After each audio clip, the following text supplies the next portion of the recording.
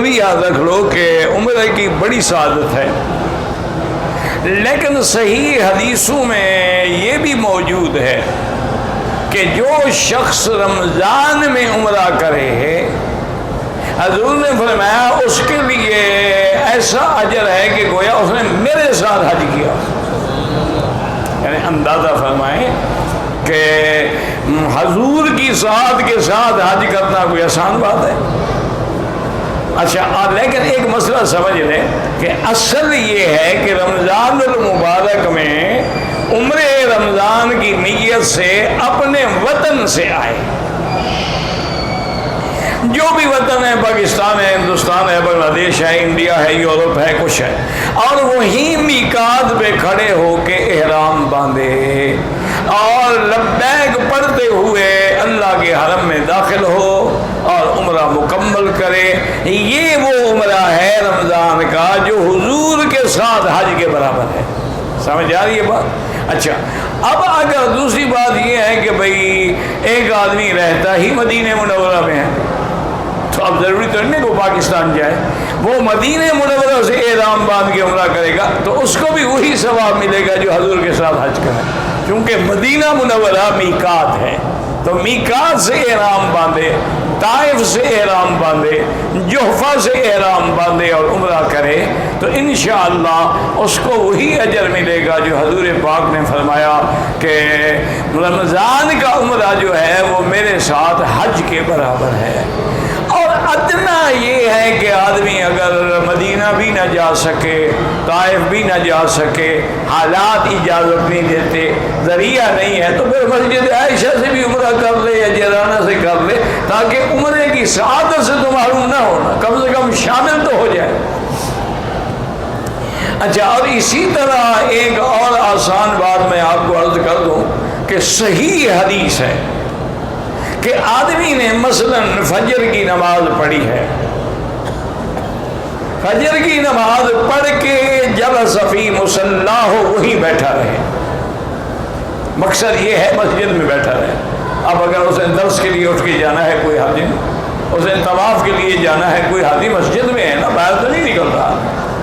اور اگر اس نے طواف کے لیے یا دین کے کسی مسئلے کے لیے، یا پھر وہیں بیٹھا رہے اور اللہ کا ذکر کرتا رہے، قرآن پڑھتا رہے، تسبیحات پڑھتا رہے، درود شریف پڑھتا رہے، حتیٰ کہ سورج نکل کے اوپر آ جائے، قیدہ رمحن، ایک نیزے کے برابر اونچا ہو جائے، پھر کھڑے ہو کے دو رکعت، دو کر کے 2 رکعت، پھر 2 رکعت یا 4 یا صرف 2 رکعت، نماز اشراق، اس کو کہتے ہیں نماز اشراق، اگر یہ پڑھے تو ایک حدیث میں ہے کہ اللہ اس کو پورے عمرے کا ثواب عطا فرما دیتے ہیں، اور ایک حدیث میں اللہ اس کو عمرے اور حج کا ثواب عطا فرما دیتے ہیں۔ اب یہ کون سا مشکل کام ہے بھائی؟ آگے رمضان مبارک آ رہا ہے، فجر کی نماز پڑھ کے بیٹھے رہیں، آج بات کتنی دیر لگے گی؟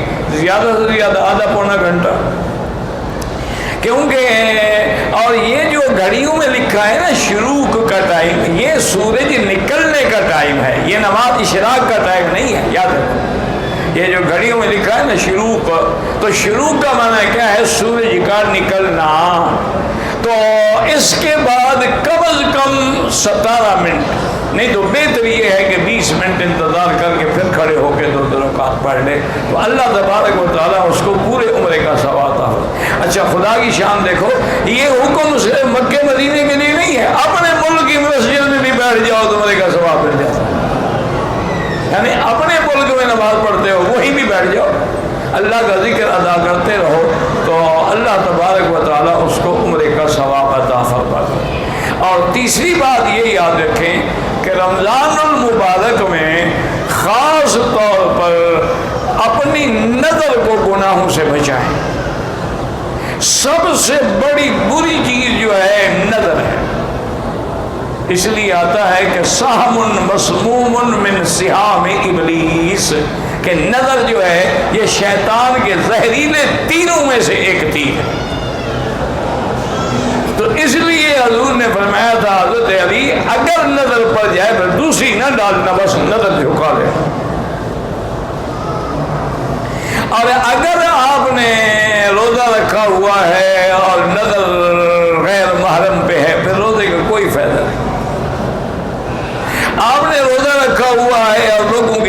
کر رہے ہیں، گلا کر رہے ہیں، لوگوں پہ بہتان لگا رہے ہیں، جھوٹ بول رہے ہیں، سود کھا رہے ہیں، تو پھر روزے رکھنے کا خود نے فرمایا اللہ کو تیرے بھوکے مرنے کی کوئی ضرورت نہیں کہ تم بھوکے مرو یا پیاسے مرو، لیکن اگر تم غیبت سے باز نہیں آئے، جھوٹ سے باز نہیں آئے۔ اچھا ایک مسئلہ یہ بھی یاد رکھ لو کہ جیسے غیر محرم عورت پہ نظر ڈالنا منع ہے، اسی طرح فلم میں بھی یا آپ کے جوال پر جو فلمی پروگرام ہیں ان میں بھی کسی غیر محرم عورت پہ نظر ڈالنا اسی طرح حرام ہے۔ یہ نہ سمجھے کہ جی یہ تو ٹی وی ہے، یہاں کو عورت کھڑی تھوڑی ہے، تصویر تو اس کی ہے نا، وہ خود نہ ہو تو اس کی تمثیل ہے، اس کی تصویر ہے۔ تو اس لیے خاص طور پہ رمضان المبارک میں ان چیزوں سے بچیں۔ اور دوسری یاد رکھیں کہ رمضان المبارک میں افضل عبادت یہ ہے کہ قرآن شریف زیادہ پڑھیں، چونکہ رمضان میں قرآن اترا ہے اور قرآن اور رمضان کا چولی دامن کا ساتھ ہے۔ اور اس لیے دیکھیں کتنے خوش نصیب ہیں وہ لوگ، امام شافعی رحمۃ اللہ علیہ رمضان مبارک میں روزانہ ایک ختم کرتے تھے قرآن۔ تو آپ اتنا نہیں پڑھ سکتے ہیں تو کم سے کم 10 پارے تو روز پڑھیں، 3 دن میں ختم ہو جائے۔ اور رات کو تراویح میں باقاعدہ، لیکن ایک بات یاد رکھیں، اگر عشاء کی جماعت چھوڑ دیں اور تراویح پڑھتے رہیں کوئی فائدہ نہیں۔ سب سے پہلے فرض ہے، فرض ادا کرنے کے بعد 20 رکعت تراویح پڑھیں۔ جو لوگ 8 پڑھتے ہیں ہم ان پہ اعتراض نہیں کرتے ہیں، وہ چاہے ہم پہ اعتراض کریں، لیکن تمام امت کا تعامل جو ہے وہ یہی ہے کہ 20 رکعت تراویح پڑھی جاتی ہے، اور 8 پڑھو تمہاری مرضی ہے، جتنا گول ڈالو گے اتنا میٹھا ہو۔ اور اگر ہم 1 منٹ کے لیے مان بھی لیں مثلا کہ 8 کی بھی ایک حدیث میں ذکر ہے، 11 کا بھی ہے اور 12 کا بھی ہے، 20 کا بھی ہے، تو ایمان سے کہیں جو آدمی 8 پڑھے گا وہ 11 والی حدیث تو رہ گئی نا، اور جو 11 پڑھے گا تو 12 والی بھی رہ گئی، اور جو 20 پڑھے گا تو سارے حدیثوں پہ عمل ہو گیا، 8 والی بھی آ گئی، 11 والی بھی آ گئی، 12 والی بھی آ گئی اور 20 والی بھی آ گئی۔ اور رمضان المبارک میں بھی افضل یہی ہے کہ وتر جو ہیں آپ تہجد کے بعد پڑھیں، جب رات کو تہجد کے لیے اٹھیں تو تہجد بھی پڑھیں، ساری بھی کریں، وتر بھی پڑھیں۔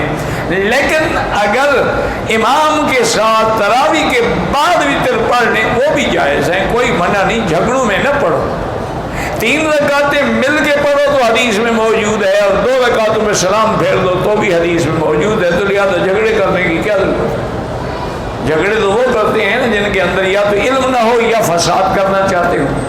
تو اس لیے اگر امام صاحب کے ساتھ پڑھ لیں کہ بھی چلو ہم ایک دعا میں بھی شریک ہو جائیں گے۔ اور دوسرا یہ ہے کہ اتنی بڑی جماعت میں ہم کھڑے ہیں، پتہ نہیں کسی کی دعا کی وجہ سے ہمارے حال پر بھی اللہ پاک رحمت فرما دے تو کوئی حرج نہیں، کوئی لڑائی جھگڑے نہ کرو۔ باقی تو ایک اصولی بات ہے نا میرا بھائی، جتنا گول ڈالو گے میٹھا ہوگا۔ ایک آدمی نے 8 رکعت پڑھی ہے اور ایک آدمی جو ہے 20 پڑھتا ہے، صاف ظاہر ہے جتنی زیادہ محنت کرے گا اتنا زیادہ اللہ اس کو اجر عطا فرمائیں گے۔ اس لیے لڑائیاں جھگڑے کسی قسم کے قطعی طور پہ نہ کریں، اور رمضان کے لیے ابھی سے تیاری کریں۔ اور دوسری بات یہ ہے کہ رمضان میں جو آپ عبادت کرتے ہیں وہ 70 گنا بڑھ جاتی ہے، یعنی آپ نے 2 رکعت پڑھی ہے، نفل پڑھی ہے، 70 گنا، ایک طواف کے 70 گنا بڑھ جائے گا۔ آپ نے 1 ریال خیرات کی ہے تو 70 گنا بڑھ جائے گا۔ یہاں 1 کا 1 لاکھ ہے تو 70 لاکھ گنا بڑھ جائے گا۔ اس لیے ہمیشہ یاد رکھیں، اپنے زکوٰۃ، خیرات، صدقات کوشش کریں کہ وہ رمضان المبارک میں ادا ہو۔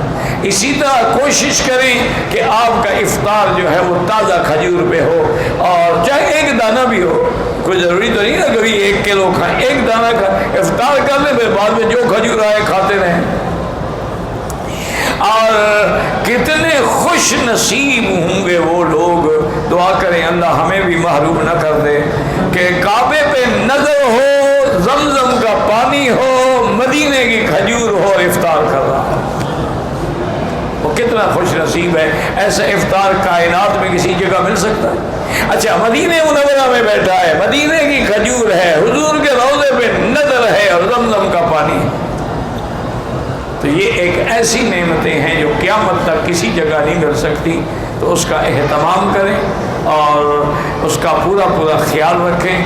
اور سب سے بڑی بات یاد رکھ لو, غیر محرم پر نظر ڈالنے سے بچ گئے تو سارے گناہوں سے بچ جاؤ گے.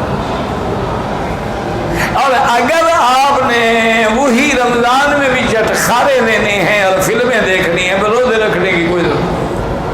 کم از کم روزہ رکھ کے تو گناہ نہ کرو نا.